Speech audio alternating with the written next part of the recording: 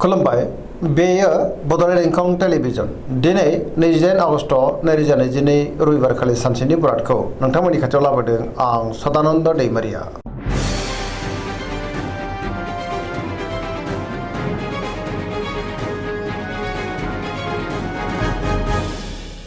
सिगां फरायनो लादों मेष राशि गिबि हांखो अ ल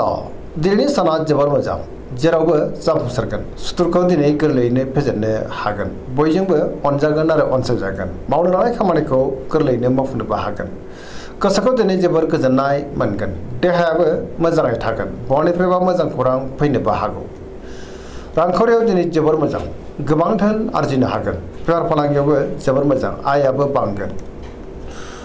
न'खराव बिसि फिसायनि गेजेराव अननानै फैगोन बिदा फंबायजों मोजां सोमोन्दो थागोन सोरबा लोगोनि हेफाजाबखौ थोजासे मोननो हागौ गुबुननि गोसोखौ दिनै गोरलैयैनो बोनोबो हागोन गोसोनि साननायफ्रा मोगथाङाव जाफुंगोन गोसोनि बोलोआबो बांगोन समाजावबो बयजोंबो मान होजागोन लाइमोनफ्रा मोजां खौरां मोननोबो हागौ गोसोआबो दिनै जोबोर खुसि जागोन फरायसाफ्रा दिनै फरायनायाव गोसो दुंखांगोन आरो मोजां फिथाइ मोनगोन पजिटिभ एनार्जिनि गोहोम गोग्लैगोन धोरोमारि बिथिङावबो गोसो दुंखांगोन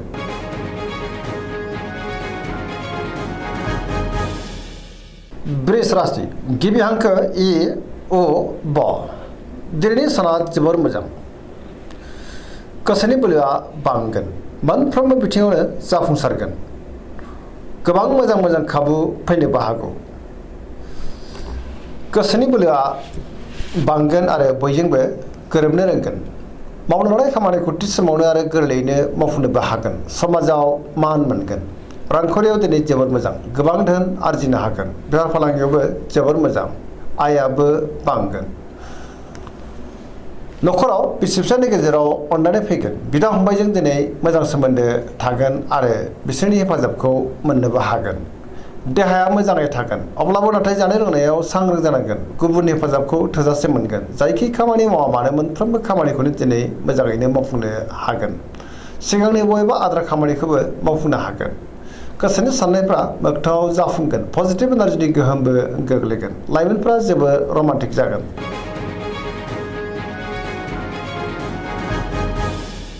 मिथुन राशि गिबि हांखो क स दिनैनि साना जोबोर मोजां पजिटिभ एनार्जिनि गोहोम गोग्लैनो हागौ मोनफ्रोमबो बिथिङाव जाफुंसार जानो हागोन गियाननि आंखाल जानाय नङा गोसोखौ दिनै जोबोर गोजोननाय मोनगोन गोसोआ जोबोर खुसिबो जागोन देहाया मोजाङै थागोन रांखावरियाव जोबोर मोजां आयाबो बांगोन बेफार फालांगियावबो दिनै जोबोर मोजां मुलाम्फा मोनगोन न'खराव अननानै फैगोन बिदा फंबायनिफ्राय थोजासे हेफाजाबखौ मोननो हागोन समाजाव मान मोनगोन सोरबा लोगोनिफ्राय मोजां खौरां मोननोबो हागौ गोसोनि बोलोआ बांगोन मावनो लानाय खामानिखौ थि समावनो मावफुंनो हागोन सोरबा लोगोजों बाख्नायजानो हागौ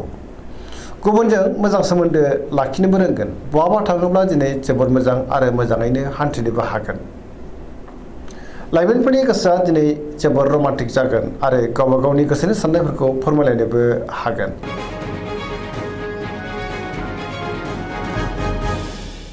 कर्कट राशि गिबि हांखो ड ह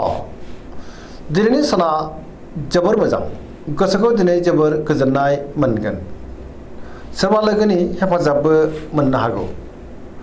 सोरबा लोगोजों बाख्नायजानोबो हागौ गोसोनि साननायफ्रा जाफुंगोन गोसोआव पजिटिभ साननाय फैगोन गोथों आरो गोग्गो साननो रोंगोन गियाननि आंखाल जानाय नङा रांखावरियाव जोबोर मोजां गोबां धोन आरजिनोबो हागोन बेफार फालांगियावबो जोबोर मोजां मुलाम्फा मोनगोन सोरजोंबा बाख्नायजागोन न'खराव अननानै फैगोन बिदा फंबायनिफ्राय थोजासे हेफाजाबबो मोनगोन समाजाव लोगो लेवा बांगोन देहायाबो दिनै मोजाङैनो थागोन गुबुननि हेफाजाबखौ मोननो हागोन फरायसाफ्रा दिनै फरायनायाव गोसो दुंखांगोन आरो मोजां फिथाइ मोननोबो हागोन गुबुनजों मोजां सोमोन्दो लाखिनोबो रोंगोन लाइमोनफ्रा जोबोर खुसि जागोन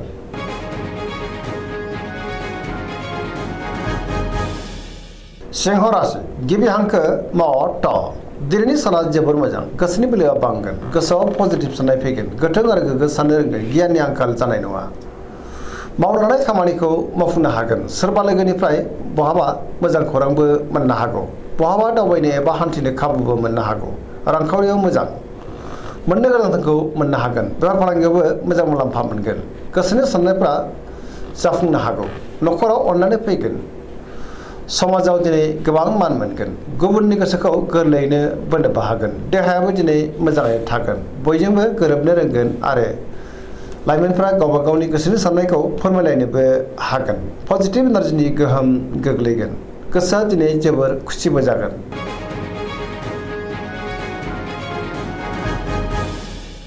कन्या राशि गिबि हांखो प ट दिनैनि साना जोबोर मोजां गुबुननि हेफाजाब मोनगोन गोसोआव पजिटिभ साननाय फैगोन गोथों आरो गोग्गो साननो रोंगोन गियाननि आंखाल जानाय नङा रांखावरियाव जोबोर मोजां बेफार फालांगियावबो जोबोर मोजां होनजायो देहायाबो दिनै मोजाङै थागोन न'खराव अननानै फैगोन गोबां मुंदांखा सुबुंजों दिनै लोगो मोनज्लायनोबो हागौ सोरजोंबा बाख्नाय जानोबो हागौ गोसोआ दिनै जोबोर खुसि जागोन पजिटिभ एनार्जिनि गोहोम गोग्लैगोन आरो पजिटिभ साननो रोंगोन लाइमोनफोरा जोबोर खुसि जागोन आरो गावबा गावनि गोसोनि साननायखौ फोरमायलायनोबो हागोन।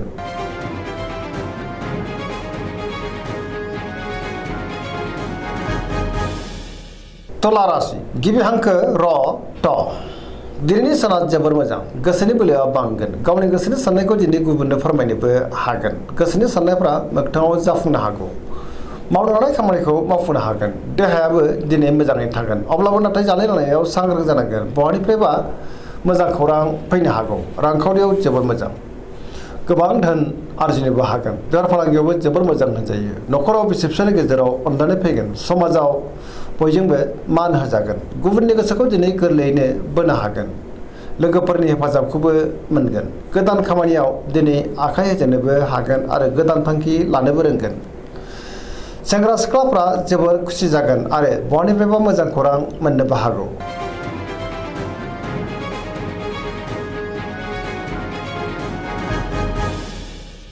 वृश्चिक राशि गिबि हांखो न स दिनैनि साना जोबोर मोजां समाजाव लोगो लेवा बांगोन गोबां मुंदांखा सुबुंजों दिनै लोगो मोनज्लायनो हागौ गोसोआव पजिटिभ साननाय फैगोन गोथों आरो गोग्गो साननो रोंगोन गियाननि आंखाल जानाय नङा पजिटिभ एनार्जिनि गोहोम गोग्लैगोन बहाबा हान्थिनो एबा दावबायनो खाबुबो मोननो हागौ समाजाव लोगो लेवा बांगोन सोरबा गोजाम लोगोजों बहाबा लोगो मोननानै गोसोखौ जोबोर गोजोननाय मोनगोन गोसोआव गोग्गो आरो गोथों साननाय फैगोन मावनो लानाय खामानिखौ थि समावनो मावफुंनो हागोन सिगांनि बबेबा आद्रा खामानिखौबो दिनै मावफुंनो हागोन गुबुननिफ्राय थोजासे हेफाजाब मोननो हागौ गोसोनि साननायफ्रा मोगथाङाव जाफुंगोन गोसोनि बोलोआबो बांगोन समाजाव बयजोंबो अनसायजागोन न'खराव अननानै फैगोन बिदा फंबायनिफ्राय थोजासे हेफाजाबबो मोननो हागौ रांखावरियाव जोबोर मोजां नाथाय अब्लाबो खरसायाबो बांगोन बेफार फालांगियाव जोबोर मोजां मुलाम्फा मोनगोन देहाया दिनै मोजाङै थागोन गुबुननि हेफाजाबखौबो मोनगोन फरायसाफ्रा दिनै फरायनायाव गोसो दुंखांगोन आरो मोजां फिथाइ मोनगोन लाइमोनफ्रा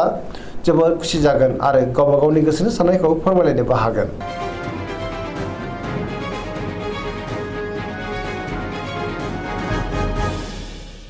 धनु राशि गिबि हांखो ध फ भ दिनैनि साना जोबोर मोजां गोसोआव बोलो बांगोन मावनो लानाय खामानिखौ थि समावनो आरो गोरलैयैनो मावफुंनोबो हागोन सिगांनि बबेबा आद्रा खामानिखौबो मोजाङैनो मावफुंनो हागोन माबा नङा माबा मोनसे मोजां खौरां फैनोबो हागौ गोसोनि साननायफ्रा जाफुंगोन रांखावरियाव जोबोर मोजां मोननो गोनांखौ दिनै मोननो हागोन बेफार फालांगियाव जोबोर मोजां मुलाम्फा मोननो हागौ आयाबो बांगोन समाजाव मान मोनगोन बहाबा थांनो एबा हान्थिनो खाबु मोननो हागौ आरो मोजाङैनो हान्थिनोबो हागोन देहाया दिनै मोजाङै थागोन अब्लाबो नाथाय जानाय लोंनायाव सांग्रां जानांगोन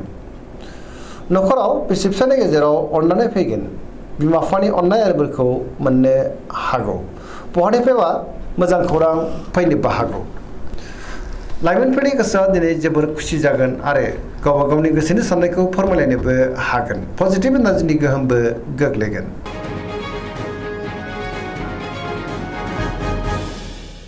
मकर राशि गिबि हांखो ख ज दिनैनि साना जोबोर मोजां गोसोनि साननायफ्रा मोगथाङाव जाफुंगोन मावनो लानाय खामानिखौ थि समावनो मावफुंनो हागोन गोदान रोंगौथि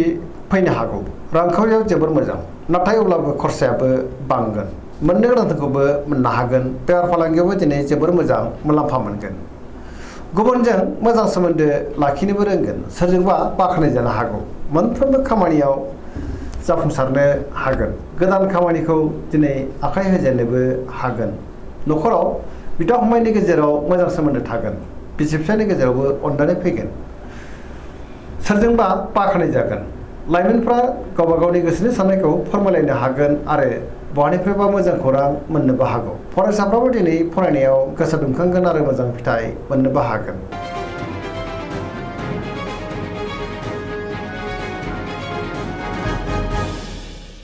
कुम्भ राशि गिबि हांखो ग स दिनैनि साना जोबोर मोजां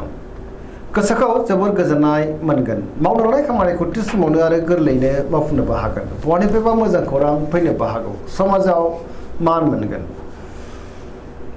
गोबां मुंदांखा सुबुंजों लोगो मोनज्लायनो हागौ बबेबा समाजारि खामानियाव बाहागो लानोबो खाबु मोननो हागौ रांखावरियाव दिनै जोबोर मोजां बहानिफ्रायबा गोबां धोन मोननो हागोन देहाया मोजाङै थागोन न'खरावबो अनलायनाय फैगोन गुबुननि हेफाजाबखौ थोजासे मोनगोन बहाबा दावबायहैनो बा हान्थिनो खाबुबो मोननो हागौ